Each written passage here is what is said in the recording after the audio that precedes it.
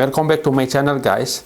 Di video kali ini, saya akan menjelaskan 7 alasan mengapa pariwisata pensiunan atau retirement tourism harus mulai dikembangkan di Indonesia. I have a dream, that's all I need. I'll make it happen with some work and belief. Know what I want, so I'll take it on. I've made mistakes, but mistakes make you strong. Let's break it down for a minute. I want the crown, I'm gon' get it. You hear me loud, man, I'm winning. Yeah, Charlie Sheen will be grinning. These ladies know that I'm sinning, and this is just the beginning. I'm closing in the night inning. There ain't no point in resisting. Apa yang menjadi pemikiran saya di video ini merupakan versi singkat dari tulisan saya yang sudah dipublikasikan di suatu jurnal di Fakultas Hukum Universitas Brawijaya. Jadi kalau kalian ingin tahu lebih dalam secara utuh ataupun komprehensif dari apa yang menjadi ide dan pemikiran saya ini, saya akan sertakan link jurnalnya di dalam kolom deskripsi.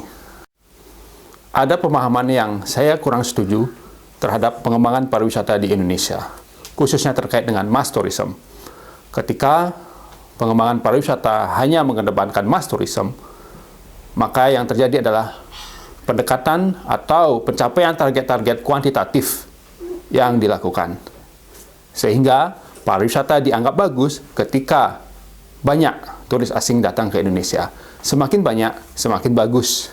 Tidak peduli berapa sering ia akan kembali, berapa banyak uang yang akan dihabiskan, dan berapa lama ia akan tinggal di suatu daerah wisata. Dengan pendekatan mass tourism, maka yang akan dibangun adalah sarana pendukung pariwisata secara besar-besaran. Ingin turis datang banyak, maka yang dibangun adalah hotel, villa, dan sarana akomodasi pariwisata lainnya. Tidak memperhitungkan kalkulasi supply and demand dan juga aspek keberlanjutan, baik itu keberlanjutan secara sosial, lingkungan, maupun budaya.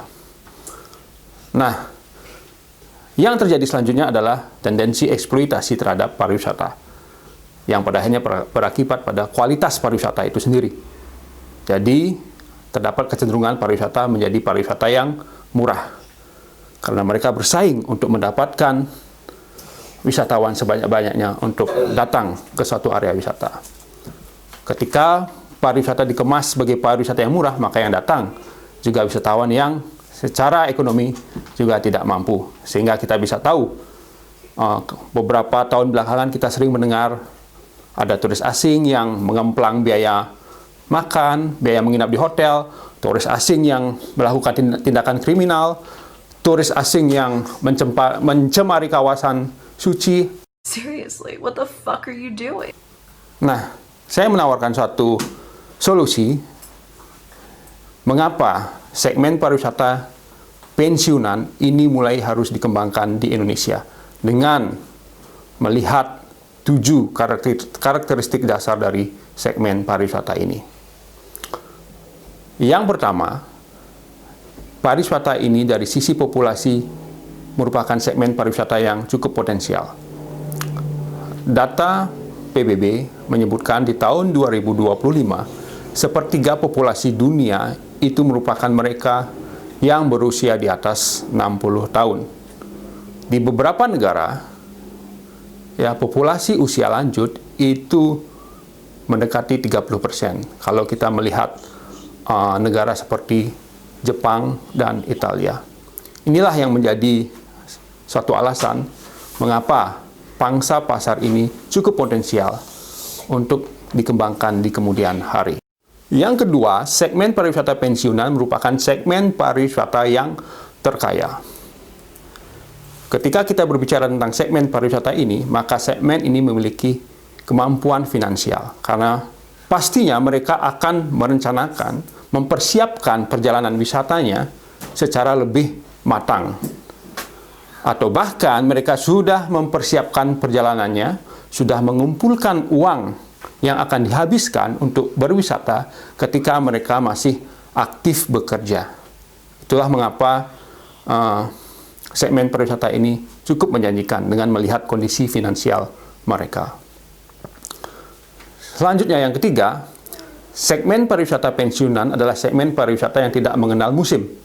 Kalau kita berbicara segmen pariwisata secara konvensional, terdapat istilah ada peak season, ada weak season, ada musim ramai, ada musim sepi. Maka segmen pariwisata ini tidak mengenal musim seperti ini. Karena memang kecenderungannya mereka akan membutuhkan waktu yang lebih lama untuk mengunjungi suatu daerah wisata. Tentu dengan melihat kondisi fisik dan psikis mereka. Dengan berwisata lebih lama, maka uang yang akan dibelanjakan juga akan semakin banyak, apalagi kalau dia tinggal dalam waktu yang relatif lama atau bahkan melakukan penyewaan atau pembelian properti. Alasan selanjutnya adalah terkait segmen pariwisata ini merupakan segmen yang membutuhkan banyak tenaga kerja. Pariwisata pensiunan dengan melihat kondisi fisik mereka secara kesehatan pasti membutuhkan perawatan kesehatan yang bersifat rutin dan berkelanjutan. Ini tentu menjadi peluang bagi pengembangan SDM di bidang kesehatan maupun rumah sakit. Di kehidupan sehari-harinya pun, segmen pariwisata ini juga membutuhkan tenaga kerja. Misalkan saja, seorang pensiunan yang membutuhkan asisten rumah tangga, kemudian tenaga keamanan, ataupun driver untuk menunjang kehidupannya sehari-hari. Tentu ini akan menjadi peluang yang sangat besar bagi penduduk-penduduk lokal yang berada di area wisata. Lalu pertanyaan selanjutnya, apakah tidak akan terlalu mahal? Nah, sebagai ilustrasi, ya, biaya makan yang harus dihabiskan oleh seorang yang tinggal di negara Australia, sebagai contoh, itu sekitar $20 atau sekitar Rp200.000. Nah, kalau mereka nantinya membayar seorang asisten rumah tangga ataupun driver, itu $20 selama 3 atau 4 jam, tentu itu adalah biaya yang sangat terjangkau. Dan perlu diperhitungkan lagi kalau kita berbicara tentang pariwisata pensiunan. Pariwisata yang mendatangkan orang-orang yang lebih mapan secara finansial. Yang kelima, segmen pariwisata pensiunan lebih menyenangi atraksi budaya. Jadi, segmen pariwisata ini tentu lebih menyenangi karakter pariwisata yang mengedepankan aspek budaya. Semakin asli, semakin unik, dan semakin autentik suatu budaya pasti akan mengundang minat mereka. Mereka tentunya tidak menyenangi atraksi hiburan malam, karena selain sudah puas menikmati di masa mudanya, model-model atraksi hiburan malam di negara asalnya pasti lebih banyak, lebih beragam. Apalagi kalau ditambah dengan judi dan prostitusi yang dilegalkan. Yang keenam adalah segmen pariwisata pensiunan bersifat environmentally caring. Artinya, wisatawan di rentang usia ini lebih senang menikmati pariwisata yang berlokasi di area pantai, desa, dan pegunungan. Kemudian juga ketika menginap, mereka pasti lebih memilih hotel-hotel yang bersifat hijau, asri, dan sehat. Tentu mereka tidak menyenangi konsep hotel kapsul, hostel, apalagi kos-kosan. Nah, yang terakhir, yang ketujuh, segmen pariwisata ini adalah segmen pariwisata yang memungkinkan sektor pertanian juga ikut berkembang. Karakter wisatawan pensiunan mengharuskan mereka untuk mengkonsumsi makanan yang lebih segar, lebih sehat.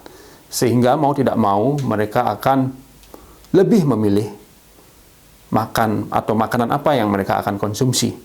Dan tentunya makanan-makanan yang dihasilkan langsung melalui produksi pertanian yang bersifat organik akan lebih memiliki pasar.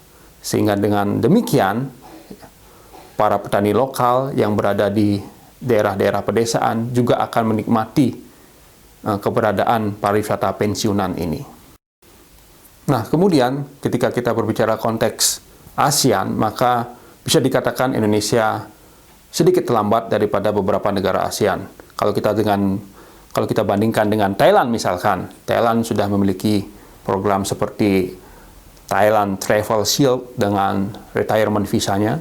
Kemudian juga Malaysia itu sudah mengembangkan konsep Malaysia My Second Home yang memberikan izin kepemilikan properti bagi warga asing yang ingin menikmati pensiun di Malaysia. Kemudian juga Filipina bahkan sudah memiliki Philippine Retirement Authority yang memberikan pedoman standar akreditasi terhadap fasilitas-fasilitas pariwisata, termasuk juga perumahan maupun rumah sakit yang memang akan memberikan layanan pada pariwisata pensiunan. Sesuai dengan tagline channel ini, no protestas sin propuesta, don't protest without proposal, maka itulah 7 alasan mengapa Indonesia harus mulai mengembangkan pariwisata pensiunan. All in all, itulah video singkat saya tentang pariwisata pensiunan, dan semoga ini bisa bermanfaat bagi para pengambil kebijakan, dan semoga konsep mass tourism yang mengedepankan pariwisata murah itu tidak lagi menjadi prioritas. Ya, kalau kita berbicara murah, beras, minyak goreng, pendidikan itu harus murah. Tapi kalau pariwisata, jangan dong murah. Apalagi kalau yang mengkonsumsi adalah warga asing. Terima kasih.